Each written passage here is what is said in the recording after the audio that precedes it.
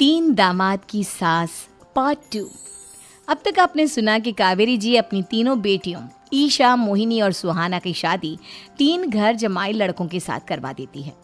उन्हें लगता है कि ये लड़के शायद घर का कामकाज संभाल लेंगे, लेकिन उनके तीनों घर जमाई बहुत आलसी थे।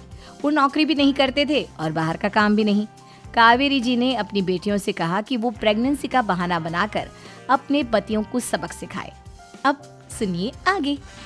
मम्मी, आपने जैसा कहा था हमने वैसा ही किया, लेकिन देखिए ना, विवेक का हाल तो वैसा का वैसा ही है। घर में ना सुबह का नाश्ता बनता है और ना खाना। नौकरी पर जाने की बात करूं तो खाने को दौड़ते हैं मुझे। हाँ मम्मी, मैंने भी सुमित को कितनी बार कहा कि अगर नौकरी नहीं करनी तो कोई छोटी सी दुकान ही खोल लो। घर का खर्चा कैसे चलेगा? देखो दोपहर के 12 बजने आए और जनाब अभी तक सो रहे हैं। हाँ मम्मी, ईशा और सुहाना ठीक कहती हैं। अविनाश का भी यही हाल है।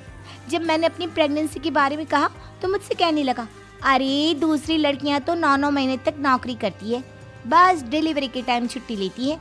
मोहिनी, तुम भी नौकरी करो। अब मुझे कहाँ नौकरी मिलेगी? मम्मी बताओ, अब मैं क्या करूँ? हे भगवान, क्या सोचकर घर जमाई दामाद लाई थी मैं कि मेरी बेटियां मेरे पास रहेंगी और खुश रहेंगी, लेकिन इन आलसी दामादों ने तो हमारी जिंदगी को भी प्रॉब्लम में डाल दिया है। मैं तो कहती हूँ मम्मी, हम लोग वापस अपनी जॉब पर जाना शुरू कर देते हैं। बता देते हैं इन लोगों को कि हमने प्रेगनेंसी का बहाना किया है। नहीं नहीं बेटा, ऐसी गलती भी मत करना। अगर तुमने ऐसा किया तो इन तीनों की आदत और ख़राब हो जाएगी। अरे आज नहीं तो कल कभी तो तुम प्रेग्नेंट होगी, तब वापस यही प्रॉब्लम आएगी। तब क्या करोगी तुम तीनों? हाँ मम्मी, आपकी बात तो बिल्कुल सही है। इन लोगों को तो सुधारना ही पड़ेगा। लेकिन कैसे? अपने बच्चों के आने की खबर सुनकर भी इन लोगों पर कोई असर नहीं हो रहा। पैसे कमाने के लिए घर से बाहर निकलना ही नहीं चाहते ये तीनों। अब मेरे दिमाग में एक प्लान आया है। तुम तीनों चिंता मत करो, उन तीनों को बुलाओ, फिर मैं बात करती हूँ। थोड़ी देर बाद कावेरी जी अपने तीनों दामादों को सामने बुलाकर अपनी बात कहना शुरू करती हैं। अविनाश, सुमित और विवेक, देखो बेटा, मैं ना तुम तीनों से बड़ा प्यार करती हूँ, इसीलिए तो तुम्हें घर जमाई बनाकर रखा है मैंने। अरे मम्मी जी, सीधे सीधे कहिए ना, क्या बात है? प्यार तो हम भी आपको बहुत करते हैं।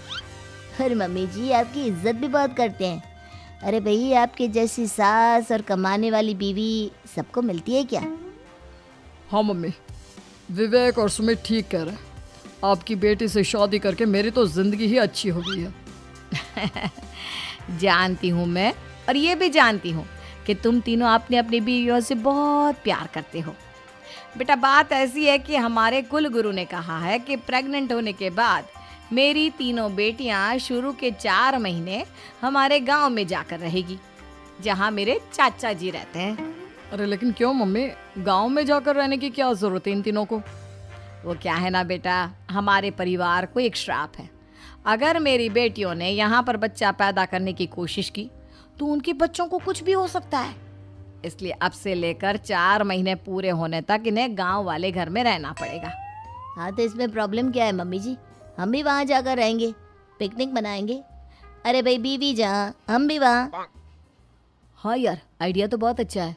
शहर की ज़िंदगी में रह रहकर परेशान हो चुके हैं, अब कुछ दिन गांव में बिताएंगे।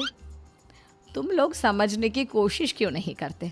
तुम में से कोई भी वहाँ नहीं जा सकता, और मैं यहाँ रहूँगी ना तुम तीनों के साथ।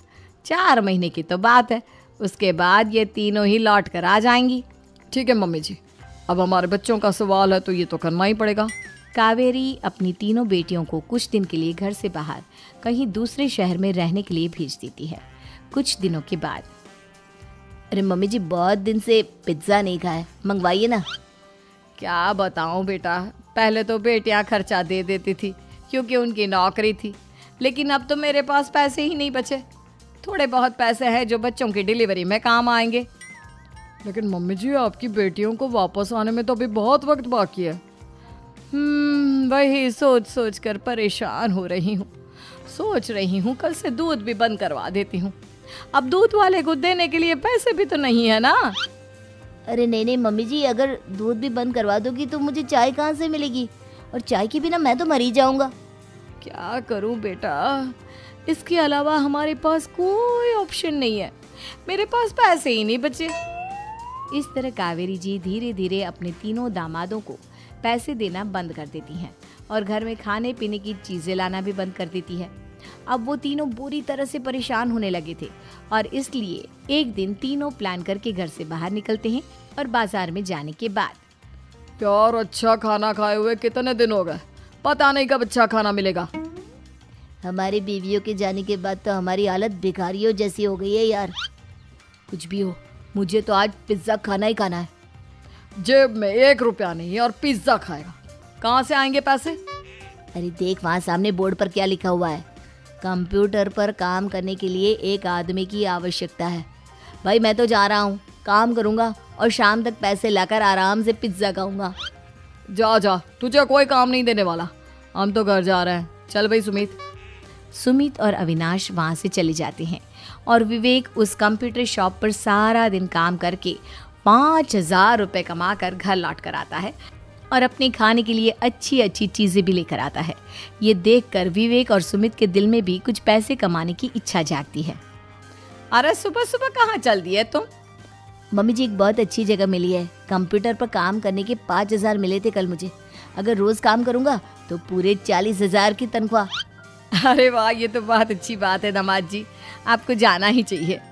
सुमित और अविनाश विवेक को इस तरह तरक्की करते देखकर परेशान हो जाते हैं और वो दोनों भी काम की तलाश में निकल पड़ते हैं। धीरे धीरे उन दोनों को भी काम मिल जाता है। अब कावेरी के तीनों दामाद छोटी मोटी नौकरी करके अच्छा पैसा कमाने लगे थे। एक दिन कावेरी उन्हें अपने पास बुलाती है। अरे वाह, विवेक 40,000 कमा लेता है, अविनाश 60,000 और सुमित तुम भी 40,000 के आसपास कमा ही लेते हो। कुल मिलाकर तुम अच्छे खासे पैसे कमा रहे हो बेटा।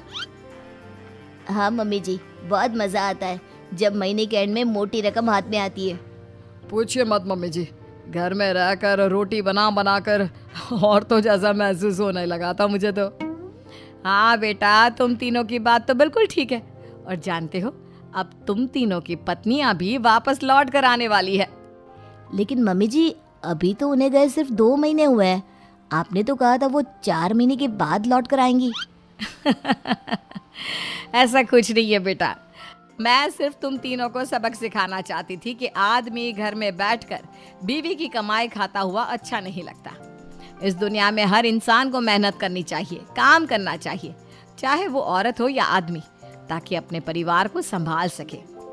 कावेरी की बात सुनकर उन तीनों को अपनी गलती का एहसास होता है और कावेरी उन्हें सच बता देती है कि ईशा, सुहाना और मोहिनी शहर में ही कहीं दूसरी जगह रह रहे थे।